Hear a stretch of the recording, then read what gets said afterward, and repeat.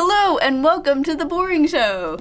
As you can see, we are not in the same physical location. We're trying something new, and me and Andrew are in different states at the moment, but we can still code together thanks to the power of screen sharing and technology.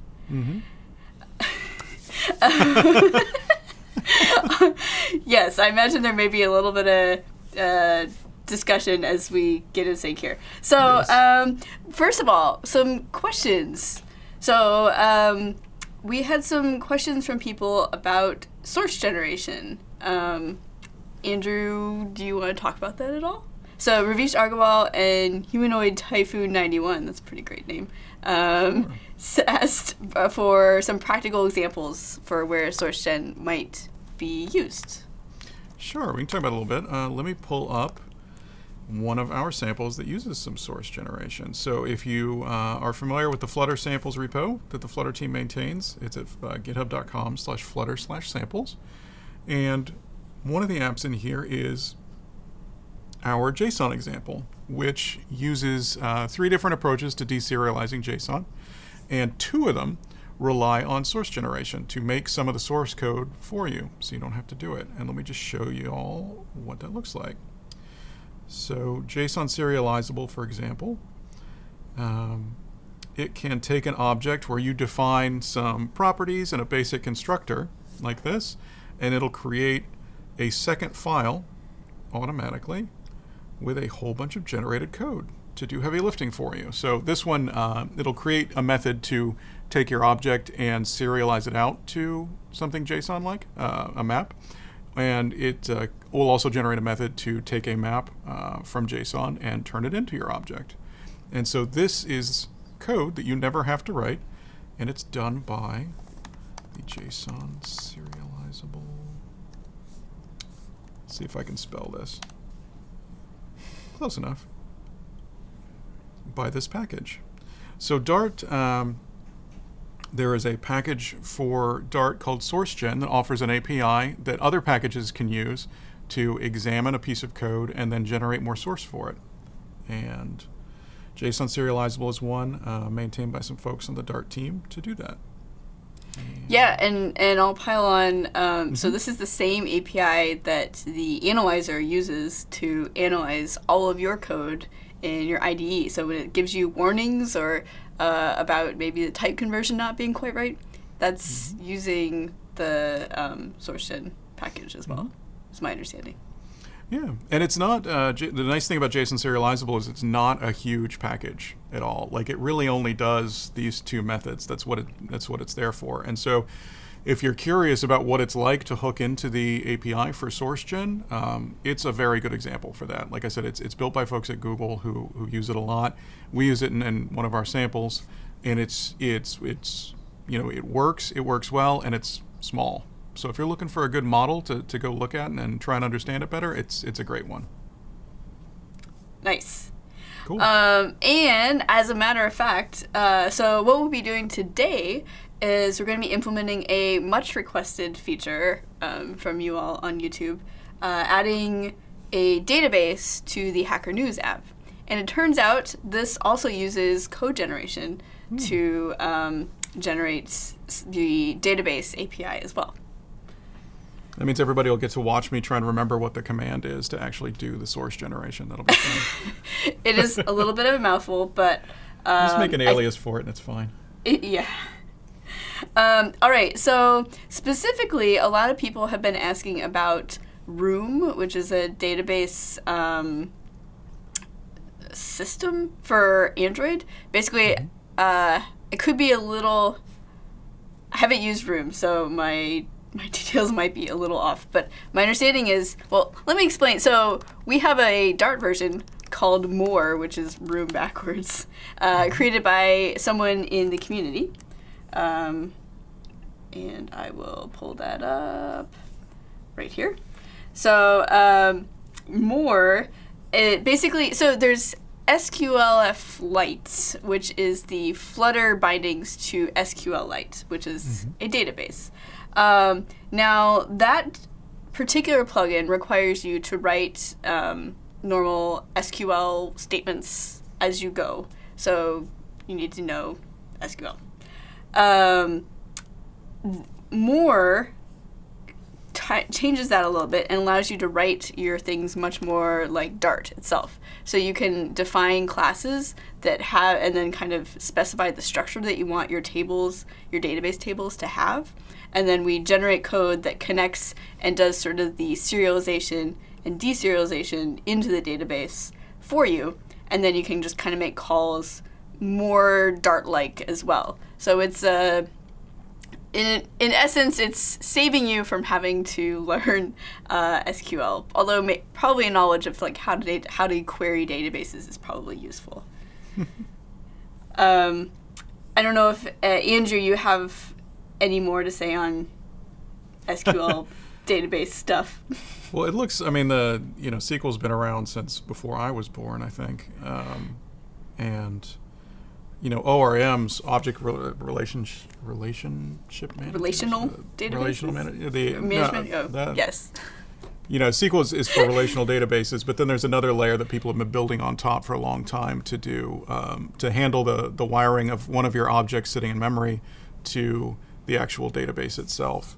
And it looks like Moor here is doing some of that work. Like you can make classes that sort of will represent the contents of a database in your app. Exactly. And then it'll go do the heavy lifting for you of, how do I take an instance of this object and go stuff it in the database?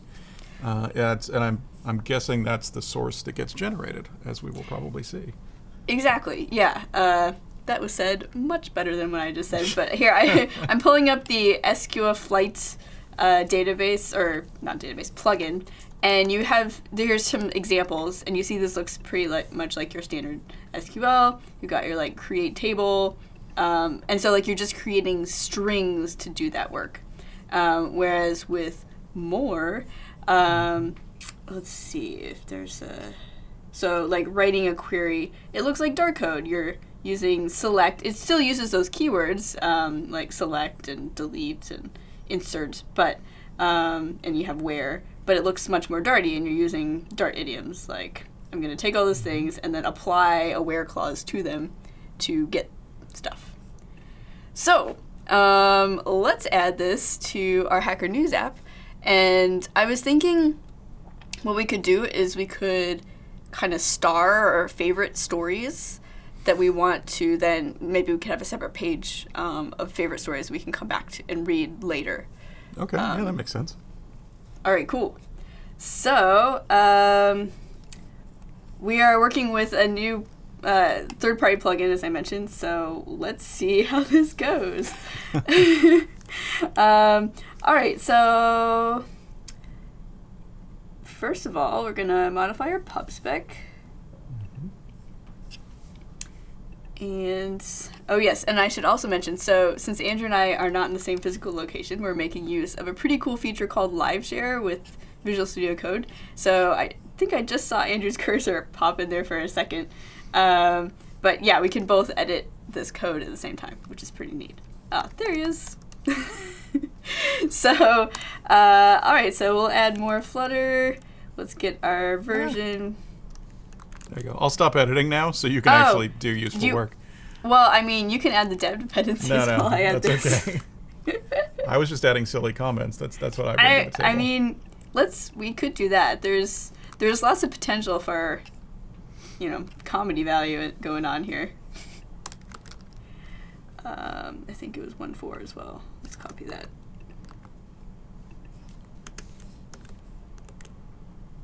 One, 4, yes. Okay. Flutter packages get. All right. And now we want to declare our table. So let's pull up our app. We've got our title. We have comments. I think really. So Andrew, you may be more skilled in the database design arts than I am. I'm trying to. So I'm wondering what all we need to put in our table that we are creating. I mean, so you might. Yeah, I mean. So we want title. Well, if we're sorry, so what is our goal here? Is our goal to store the identities of some of these articles, and so that we can look at the list of articles we have and then say, okay, on this page we are only going to show number 23 and number 42, or are we actually going to cache the articles themselves, so it's like one of those readers that would like let you capture articles that you're interested in for later reading? I was envisioning, there we go. I was envisioning something like, we save like the title and URL, so it's like I'll read for later sort of list. Cool. And you're just like, oh, that headline sounds interesting. Mm-hmm. Okay. Yeah, if we faithfully wanted to recreate everything here, we could also save the comments. No, I was thinking at first that we were just going to save like the status of like an icon where you like hit star on a thing and it like saves the ID of that article to a list. And I was like, well, that's easy to do. It probably wouldn't be that good of an example because you're like your table is just one field that's like one primary key. So your idea is much better. The one about saving the title and the URL. So we should do that. Okay. I mean, so wait, what ID were you thinking, though, if we Well, each article has a unique ID. So if all we wanted to do was save a list of which articles we've favorited, got it, then all we'd be saving is those ID values in a list. And like you could almost use shared preferences for it. And so it wouldn't be that great of an example. But if we're caching data for realsies, so now we're talking about we'd save the ID, we might save the type so that we can sort them, unless the ID is, monotonic, and we can do it that way. But we could save the title and the URL, and that gives us 3 fields. And so we'd have the article ID as our primary key, and then the other 2 fields would just be data fields in that table. Cool. Yeah, and I think that way, like, this, in the event that something terrible happens to Hacker News and the Hacker News API is down, this would allow us to like still have that data, as opposed to like if we just save the ID, then we'd only have that piece and we'd have to look it up again. So okay, so having said all that, I'll make we have done a little bit of cogeneration already in this class, or in this project from a previous episode, with article and then like serialization of the JSON to the Dart objects. Which is going to be interesting if we have to put like a build.yaml in here. That'll be... Sometimes if you have 2 Sourcechen libraries, you have to tell them like, okay, you are on these 2 files, you're on these 2 files, otherwise they'll fight. Fortunately, getting back to our samples repo, we have an example of the build.yaml in Flutter samples, so we can always just steal that one and modify it to suit our purposes. Okay, I think I did a little scan of this library, and I don't think it requires build.yaml, but so we might be in the clear. But we will. Well, I mean, did you run it in a project that already was using Sourcechen? I did. Okay, then you would know then. So. Well, yeah, we'll see. Okay. Okay, so let us add, I guess we'll just add it in this same place with everything, with the other generated stuff. We'll call it favorites. And I'm just gonna copy this to start with, and then we'll personalize it. Because that's how we get started with things. Yes. Okay, so favorites.g.dart. And this is what's going to be generated. So the comment very helpfully says, like, it's going to be an error initially because it's not generated. We'll just clear that out. So let's call this class favorites. Extends table. We only need 1 table. Let's get rid of that. No foreign keys for us here. Favorites. And I guess, yeah, we don't need to save. I was wondering if, like, since we already have article, no, we don't need to save everything. That's silly. Okay. Just you're wondering if we could just extend article further to do... Yeah, we'll keep it simple to start with. That would be, can you have... because article already has the built value stuff built into it. If we tried to do further Sourcechen on that class, can you have 2 part files? You can have 2 part files. We can come back to that. Yeah. I'm a little nervous about making things explode. I think it would work, but I just... Lord knows we've done it enough on this show. Do one thing at a time here. This, Yeah. I mean, having a separate little class will help, like, focus, make it clear about what this is for also, I think. So URL, you can also have text. So are these functions getting executed twice? So this is a text column builder, and then you call, and then you like construct. You ask the builder to build the text column. Interesting. I poked around at this a little bit ahead of time. So, basically, like, it's maybe a little bit funky. Text column builder. Where's the actual constructor? Column builder.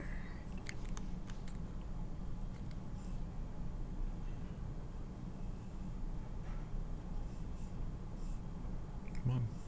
Gotta love somebody who comments their code this well.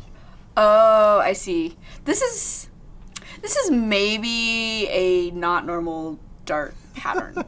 Is this where they make a class that you can call as a function? Yes, they made it be callable, and then like I think the different builders return the result type of the column. All right, I'm gonna pull this up. Ooh, I just found it. I was gonna say I'm gonna pull this up on my on your laptop machine to see if I can find it. The article that explains exactly how that call thing works. Oh, for this particular library or just in general? Yeah. So you can do this for any, like you can make things callable to there it is, emulate callable functions. classes, yeah. And are you looking up like best use cases for that? No, I was just showing the interface off in Dart.dev just so people could see that like this is actually a documented thing, we swear. It is a legit thing. This pretty clever. I'm not sure if I would. I guess this is a reasonable use case. I think I still would probably make it a named thing just to be a little clear about what's going on, but that's what they did. Like it's perfectly valid Dart, but it is something you just don't see every day, you know? That's true. That's very true. Which is, but it works. This is when you could use it. Yes. Okay. Okay, so I think we're going to make our URL thing, we're not going to say it's nullable, because like, if we don't have a URL, I think there's no point in saving it. Yeah. Okay, so here's a question. Do we want our table to have its own ID value for each row in the table that's distinct from the article, or do we just want to reuse the article ID? Probably we can reuse the article ID. Okay, so we would probably want to take, auto increment was the reason I was asking. Yeah, so this is article ID, and then category. Let's look at our article thing to see what type the category is, or type. It's a string. Okay, so many strings. This is not a terribly exciting database design, but and I guess let's make it nullable too. So text nullable. So, and then you may have noticed that I had previously, in the example, they had shown your text can have a specific length. That is, if you're like really want to optimize your database for performance and size, then you can specify those things. I think in this case, I don't care. What do you say, Andrew? I don't think we need to worry about like character limits or anything like that, if that's what you mean. Okay. Yeah. That's what I was asking. Okay. So, great. So now, I think we are going to generate some source code. So let's look at our instructions here. Generating code. They very helpfully put this thing right here.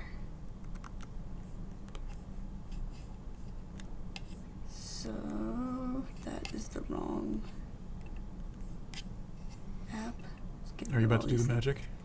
Yeah. Get You should ready. probably- Hold you your should breath. up the font size on your terminal before you do the magic. Oh, I don't know how to do that.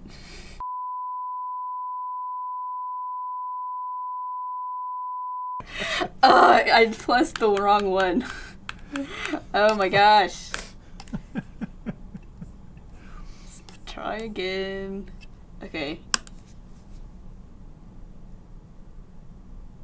There, that looks more like Sourcechen. Right. So Sourcechen now is going into the file that you just saw Emily edit, and it's looking for annotations and stuff, and looking for class names, and now it's going to build that part file that the analyzer was complaining didn't exist earlier, that favorites.g.dart.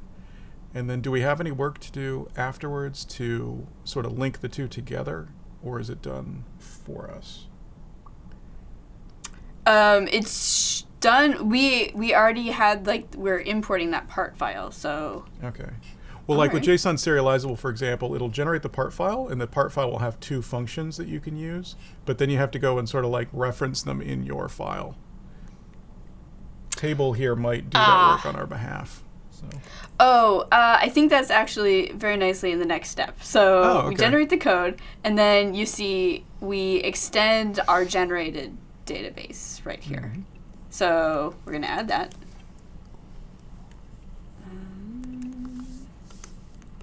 And then we'll stick that in there. Copy paste coding makes the world go round. Okay, so what's happening here is if you're familiar with databases, you have we defined a schema for our table. It's just a sort of definition for the types that are in our table here. And this is saying which version number. So say we wanted to add something to our schema, we would bump up the schema version. Yeah. But right now, we're at number 1. And then this is basically just saying where the database is actually stored. And it's very helpfully called db.sqlite. All right. So I think we're good to go. Nice. Let's see what. So now we want to like potentially add some things to this class so we can query our database / add to our database. So I'll just copy some more things in. It works, you know? It works. Thank you, good documentation. Okay, so so this mentions that when the database, like the code generator, like from your favorites class, it like chops off the S. So there's a class called favorite that we generated for each item in our class. So I bet if I say list of favorite, there we go. So let's call all favorites. Select to do. Does this work? Favorites. Yeah. Look at that Sourcechen. Or Cogen. Favorite.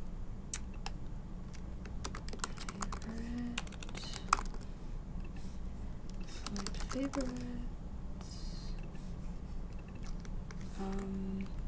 Okay, so this is. So I think in our case, this is like gives you a stream, which is very nice. I think what we want is we're gonna have our app here, and we want to be able to know for each of these articles, is it favorited or not? And that could be a stream because it can get updated. So I think what we would like to do here is we could pass in like a title, or we could pass in the ID since it's guaranteed to be unique. Let's do that, int ID. And we can say like select where the ID is equal to blah, and we can watch, and that can get updates. Does that make sense? I think I'm a little bit behind you here. So a few lines up, when you've got select favorites.get, where is that lowercase favorites coming from? That is from, that's auto-generated. So that's in the part file somewhere. Can we go look at it real quick? Just to like see what the part file looks like? So Cool. this is the favorites.g.dar. So G is a convention, maybe we said this on the show already. G is a convention for .generated. And so this is that class that if you see the my database is extending. We've got a favorites table and a getter for the favorites table. And that's just, auto-generated. And it's lazy loaded, it looks like. Yes. What else do we have in this generated thing? Look at all this, like, almost 200 lines of code we didn't have to write. So this is basically like sort of it's validating the data that you're storing in your table, and it's like sort of serializing, I think, entries into your table. So you can construct the title, URL, blah blah blah, from JSON, from data. Yeah. Okay. Let's come back to this. I'm maybe getting ahead of myself. Let's do some UI changes. Yeah, so far we might do the UI, and then we'll sort of know what data we need when we get to that point with like a stream builder. Like, we don't have a stream to put in here. Yes. All right. So I imagine. So we want to.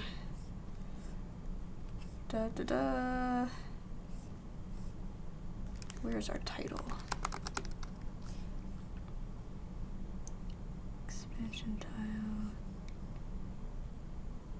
title. So I imagine.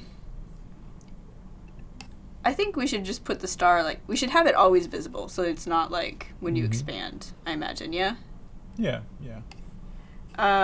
So let Can we put a leading on the expansion tile? Does it have like a leading property? Good call. Thank you. So icons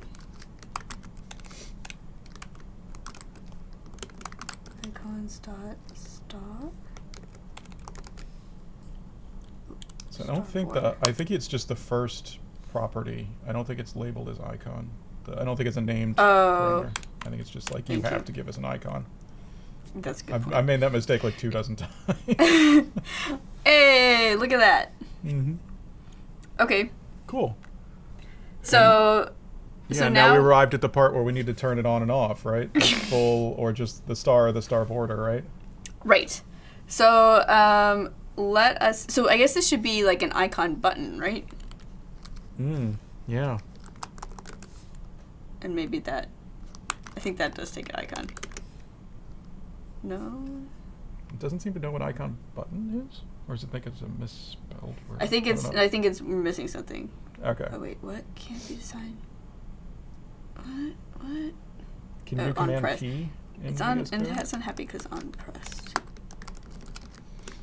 We'll just no for 1 second. This is. Oh, it needs an icon? Whew. This is maybe a little repetitive. Okay. So now we've got an icon button that doesn't do anything. Oh, so you actually have to give it an icon widget rather than an icon data. Okay. Interesting. Yeah, that seems maybe silly, but whatever. And it's still mad at you. Is it? No, it's not. Oh. So look mad. Mine's mad at you. I see that. Oh. I have a red underline under something. I guess you don't have a red underline on. Oh. That's interesting. Tell your analyzer to run again. I don't know. Okay, so now let's do onPressed. So this we want to toggle whether. Okay. So we want to change whether we are displaying this star border versus, I saw just star. Hold on. Ugh. Go away. Okay, so star is, the solid. So we want to be able to switch between the two. So what if...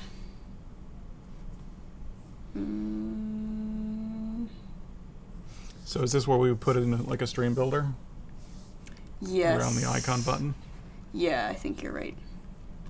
So let's wrap this in a stream builder. And we'd say like, so this is going to be this, let's invent the API we want here. So we'll say, well, we need a database. We'll pretend we have our database. So my database, it's going to be mad for a second. And we'll say is favorite, and we'll pass this article.id. And this could be a stream. Does that seem reasonable in our invented world that we haven't invented yet? Yeah, so, okay. So we're going to make a stream in that database object that's going to do a query with the ID and get whether or not it's a favorite. It's in the favorites table, yeah. Okay. So whether or not that particular ID exists among the ones that are saved in the favorites. Exactly. Got it. Okay. Does that seem reasonable? Yeah, I'm open to other ideas. Okay. That sounds perfect. Okay. So then we will say like if snapshot, I can't type today, has data and snapshot dot data. And because the snapshot is a Boolean, that should just be like if true. Right. Then why? Oh my gosh. Then we want to return this guy.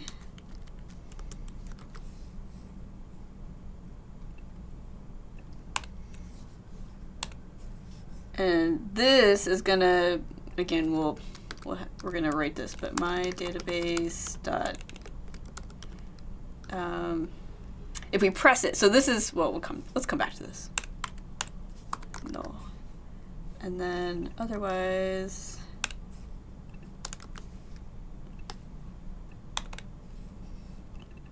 star border. Okay. Yeah. And so then these presses will allow us to like add or remove from the database, but we'll come back to that in a second. Right. So, okay, so let's write is favorite, which I think is what I was starting to do over here. Is favorite, select favorites where ID, or, oh, this is just favorite. Fave dot ID equals ID. I think that's that. I think we need to change the return type on there, right? So we're looking for a stream of bools. Oh, thank you. So then we want to say, is this a stream? Yes. So we want to say dot map. And then if that list is greater than 1, then we return if that list is. So let's see, map favorite favorite dot length is greater than or equal to 1. And really it should just be 1, but you know, what doesn't like that?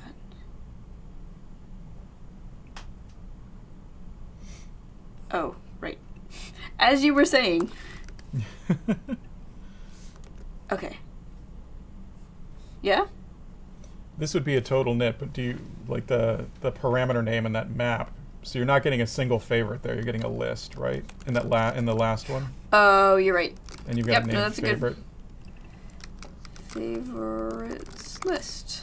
There might be a way to query for the count too. That would a separate concern, but that's something that like SQL has an operator for counting entries and stuff. You might somebody who was better at using moor might know more about this. No pun intended. They have more time to know. Like 22-year-old me remembers how to do this in SQL. I don't know how to do it with this though. Count? I mean, and yeah, the question is, has it been implemented? Your code will work. There's no reason to futz about with it now. We'll say to do. Is there a count for more APIs. All right. This is your job, Andrew, to write the goofy comments. Yeah. Okay, so, all right, so it's mad at us because I defined my database and it doesn't exist yet. So we would like to construct our database at the beginning. So I think this is a case for the provider, yeah? Yeah, I think because we got a big old list of them up at the top, right? Yes. That I assume Philip did. Yes. Yeah, it was not me. Philip is all things state management. Indeed. Okay, so change. Which kind of provider do we want? I think we just want a regular one, right? Because I think the database is the one that's how like often doing are we all going the to be like notifications. changing the database, right? Yeah, I think we just want a regular provider. I might need to read the documentation. Let's see if I can do this without. Provider, what's the name of our database? My database.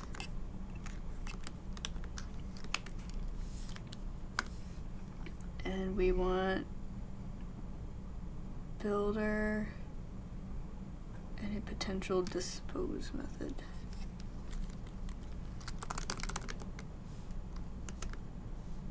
What does builder do?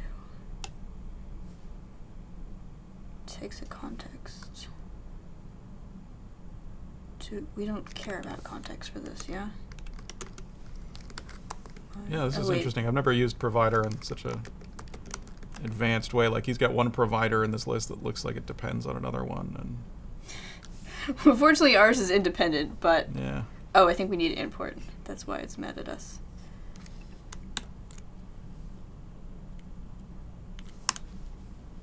Okay. Oops. So we do that, and then I guess we need to dispose it. I'm just going to look at provider. Provider. Because I feel like we're Nice using like this. We documentation. need this literally the simplest version of provider, and I don't know what that is. I just need an object, man. A provider.value. Yeah, that's us. Provider.value. Yeah, right. I just need an object. Value. Now, hopefully, this only gets constructed once. Because I don't want to call my database every single time. Philip, we need you. Let's see. Expose a constructor. Provider will call that function only once. So it doesn't say that about value, so maybe we do want the... Okay, fine. Alright. Okay, and then dispose. Do we need to dispose our database? Do you know, Andrew? I do not, unfortunately. Let's look at, what does moor have to say? I bet there's some kind of close, though. Let's see. Whoa, I just closed my tab that I needed.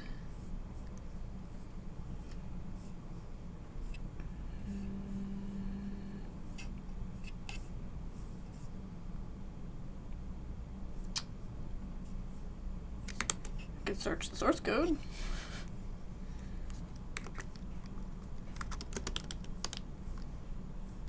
This is more.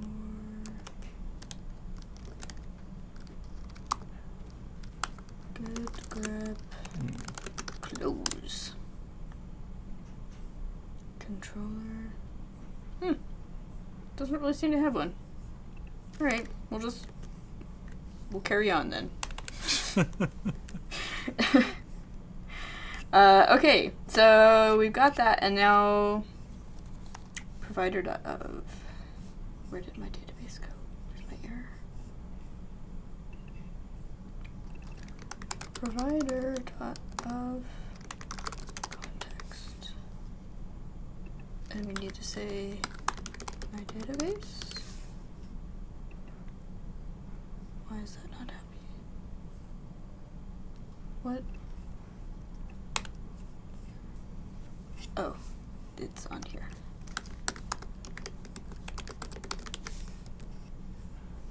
Whew.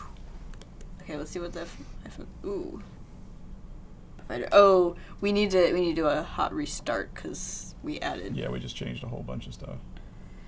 We added objects. Okay. Great. So we have that, and there's nothing. Wait, why is it? We have nothing in it, right? Yeah, and it's also not responding to my tabs, like at all. You mean the icon, or the like, app? The app. That's probably not so good. Oh, Flutter, why you do that? Let's try again. It seems to be actually like legit frozen. Okay, well, I don't know who to blame on that one.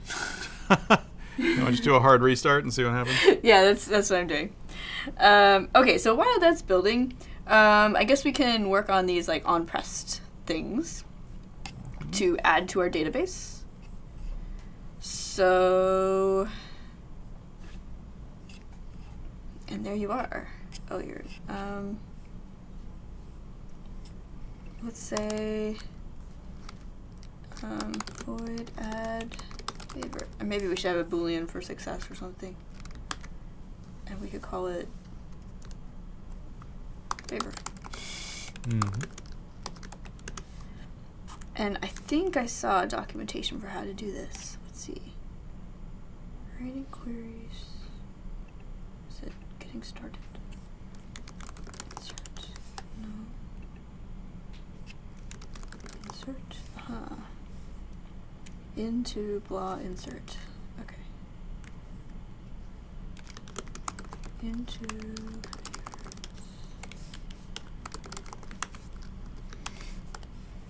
Okay. Let's check on our app here. Does this respond? Okay, there. Back to normal. Cool. Okay. Do you want to go ahead and knock out remove favorite while we're in here? Yes, that was I was thinking. So. Okay. I figured you were on it. Oh, let's see if does into return. Oh. Returns. Just insert return future.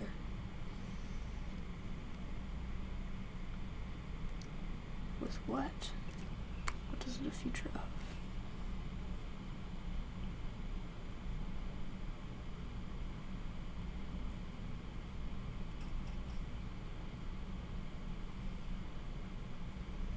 An auto generated value.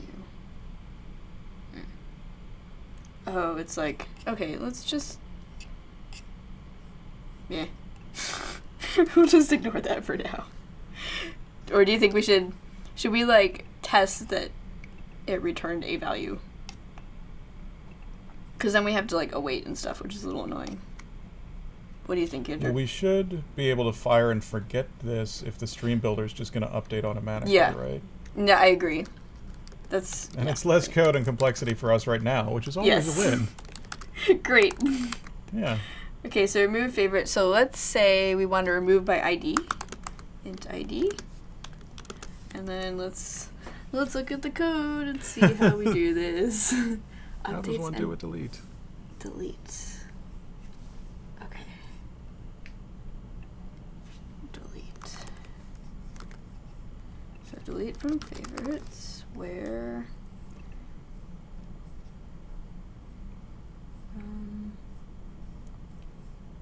ID equals I. Alright. That seems easy enough. So let's get him on in here. So if we have if we're already favorited, then we want to call the delete.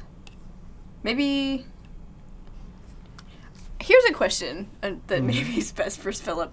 Is it better to like always keep calling provider of, or should we just like make a local variable? Because we're going to be accessing. I have heard that the retrieval of inherited widgets can be done in constant time in some circumstances. I haven't actually looked up to see how that's done, whether it's like cached or something like that. True. I do know. Although, I do know that I do what you're doing all the time, where you put the local variable in. Yeah, I think it's cleaner, if nothing else. I think it's just less visual noise. Let's do that. Because I like knowing at the top of my build method everything I depend on. If nothing else, that's kind of handy. Yeah, that's a good point too. Okay, so my database dot remove favorite, and we say article.id. Oh, and we need to make it a function. Cool. Okay. And then onPressed is my database.add.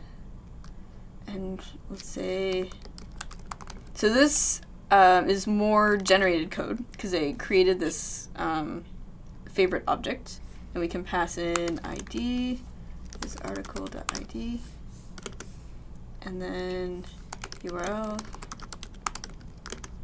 And I mean, I suppose one, and perhaps a cleaner way would be we could just pass in the article and the, well, and like the add favorite class could make the favorite, but whatever. I guess this is fine. I don't know. Yeah, let's do that.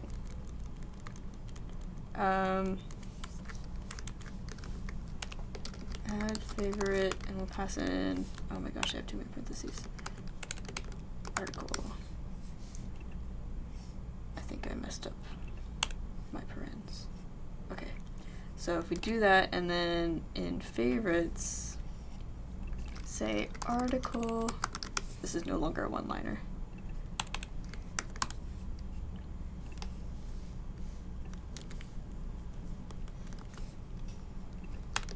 Article, and I guess we need to import that. Okay, so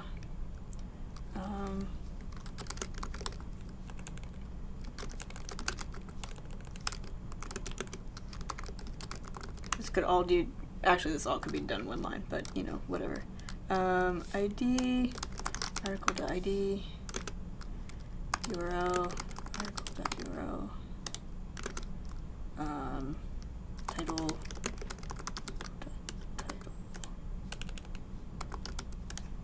and we had category.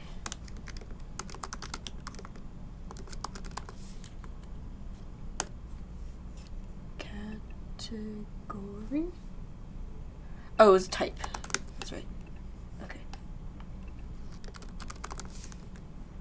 Okay. All right.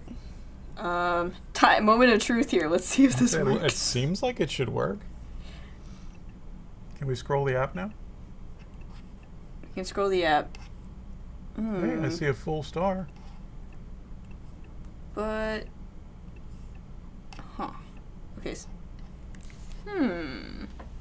So it seems like it. So it works when I have to scroll out of frame. Like it needs. I think it's like not getting rebuild. Yeah. But it does. Oh, wait, what? Why does it hate that one? It does not want to favorite this one.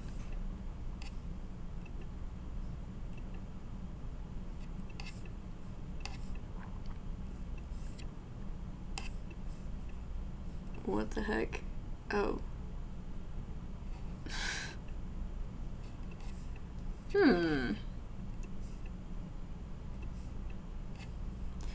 Okay, so we're close. True enough. We're clearly like adding stuff to the database and it's getting there. It's just not updating at the right time. I wonder. Wait a second. Hold on. Just one. Where's our original stream of booleans or whatever it was? His favorite. Okay. Now you were watching it. Okay. Yeah. I wonder if, like, expansion tile is the stateful widget. I'm wondering if there's something weird about things knowing when to get updated. You want to throw a key on it just to... no?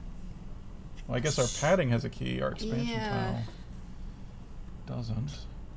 It should... that should be okay.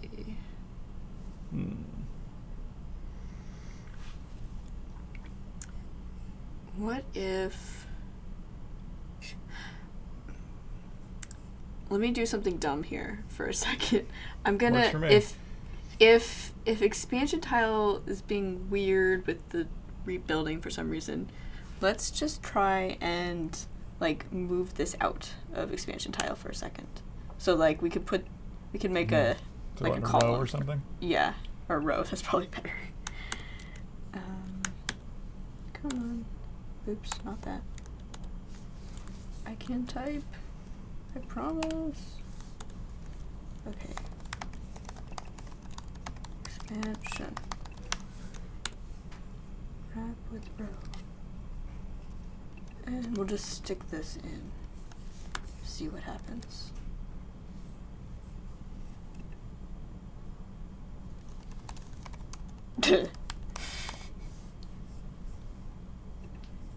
Well, that looks great.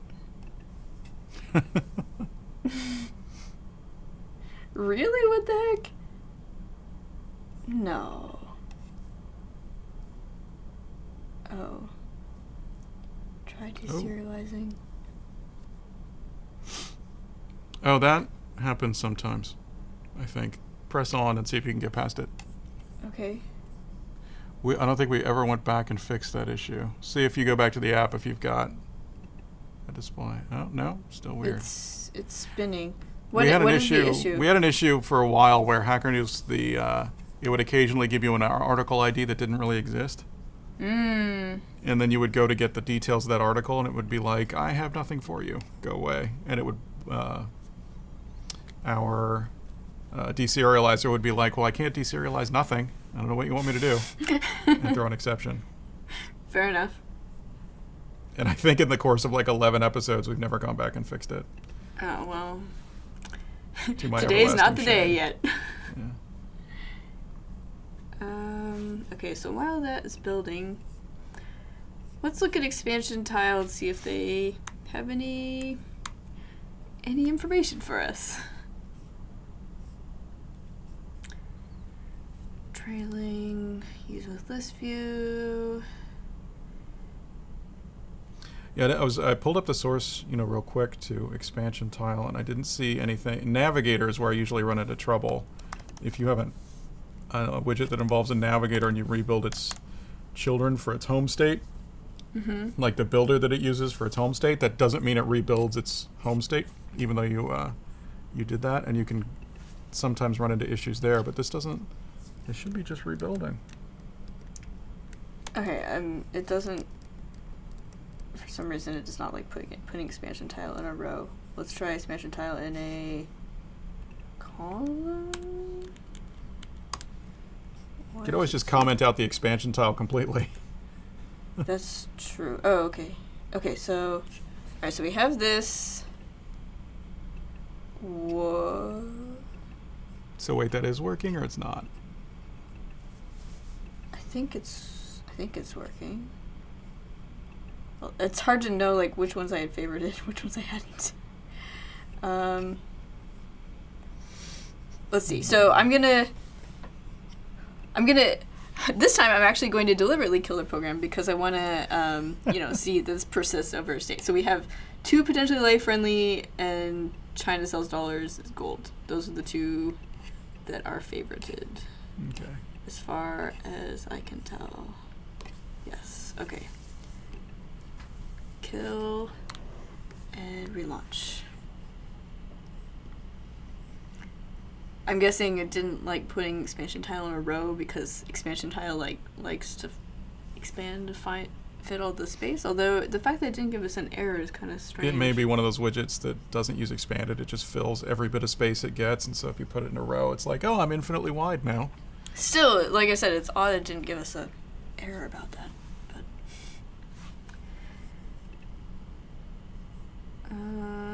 let's see. So while that is building, I think the next thing we would want to do, I'm not sure if we have time to do it, would be to like make a separate page, but we will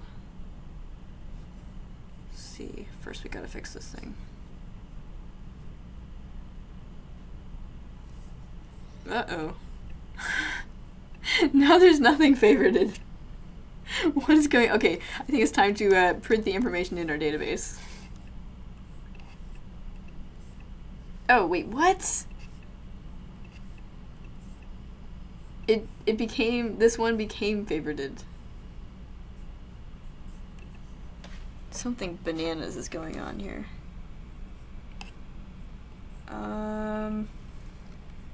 How about we... Time for my favorite, print debugging. We had the all favorites. Let's print them out.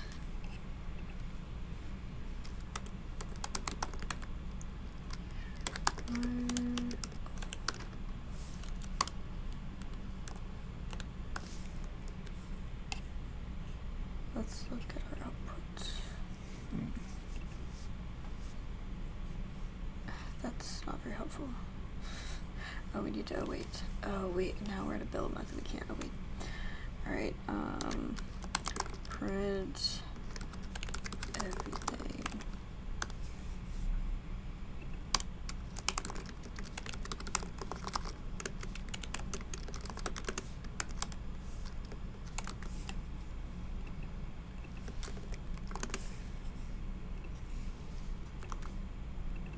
And it's gonna get called like a million times because it's being called per...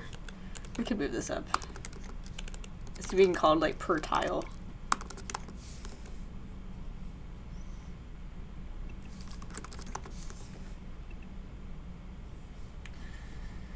Okay, so we have... It looks like...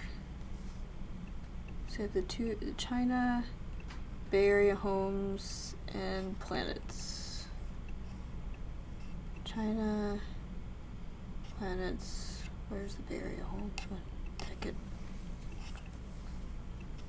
fall off the thing. Okay, but now they're favorited.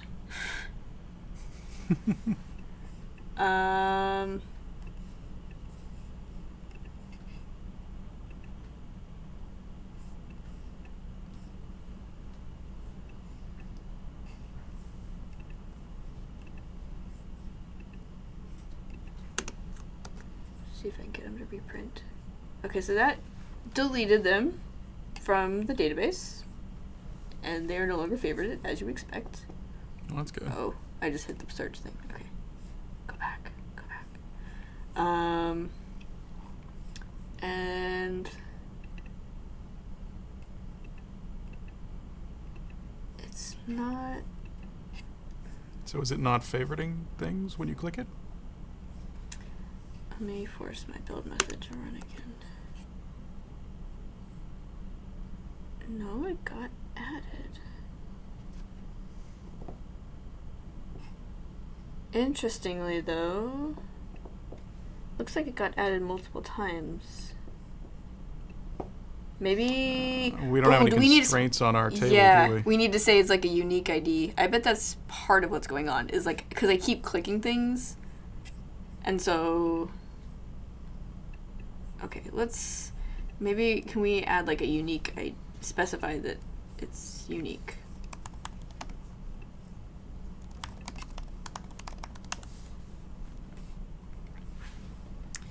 Integer dot... or a primary key, maybe?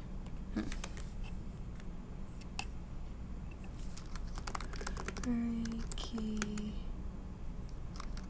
or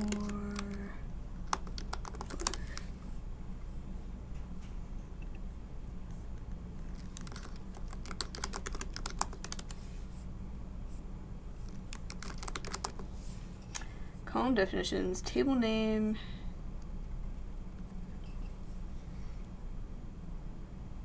okay, Okay, but how do we, what is the primary key?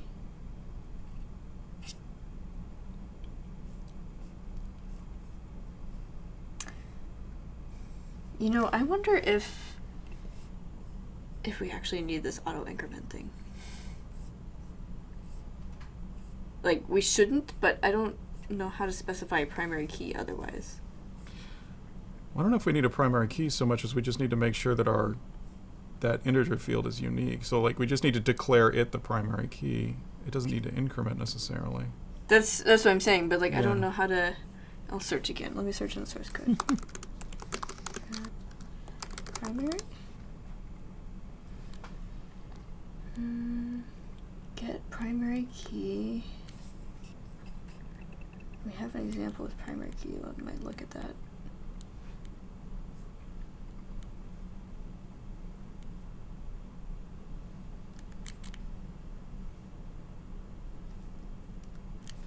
Okay, let's look at this example.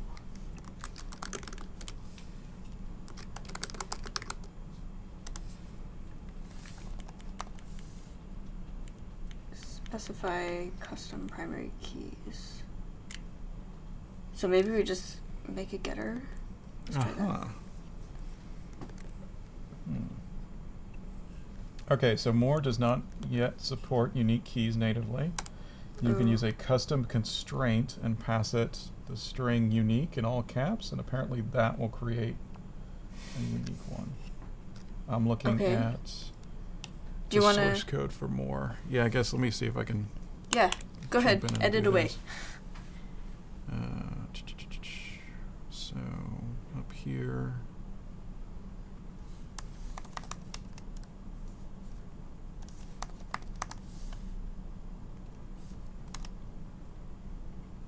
Like that. That's what I'm looking at in the docs anyway. Okay, great. So great. Now we're gonna need to. This means, of course, that some of our insertions can now fail, which we haven't really thought about, but. Yeah, but we're not checking the value, so. Yeah. It's just like, oh well. But I think that's okay. If you keep clicking. I mean, if we implement our UI correctly, we shouldn't get in a state where we're trying to insert and it's already there, right? Okay. So the problem is, though, so we technically now we need to bump our schema. Mm-hmm. Yeah, because you got to throw away your old database. Yeah. You know what a quicker way to do this is? Let's just change our database file. Okay, so now let's regenerate. Now you're doing Sourcechen again? Okay, yeah. Yes.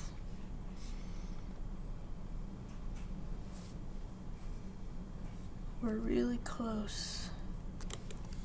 Oh, and I also mentioned, I should also mention that, so this pub build runner build, you can also do build runner, I think it's watch, and that will like do it'll do a file watcher on the files that you're changing, and like whenever you change them, it'll auto update. I didn't do that because I didn't think we'd be running it very often. I actually have a button for it in IntelliJ. Oh, nice. I assume you can do custom buttons and stuff in VS Code as well. But IntelliJ just have it just runs a little shell command to do the generation for you. Cool. I haven't tried that. Out of curiosity, does anyone know where we are on time for this episode? I think we're just about a little over an hour, so we should probably try wrapping up. I'm gonna have this run and then see what we can do. See if we can wrap it up. Okay, I'm getting a 5-minute signal flashed at me from the producer. Just letting you know. Okay. Well, assuming this build doesn't take 5 minutes, should be good. Yeah.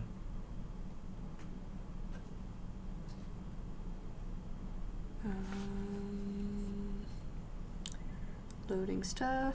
Okay, so our database is empty because we haven't put anything in yet since we made a new one. Mm-hmm. Add this in. That's great. Remove it. It seems to be behaving. Was that really all that we needed to do? Let me just try moving to, rebuild. Okay, so that seems normal. Maybe, let me see if I can put this back in the expansion tile.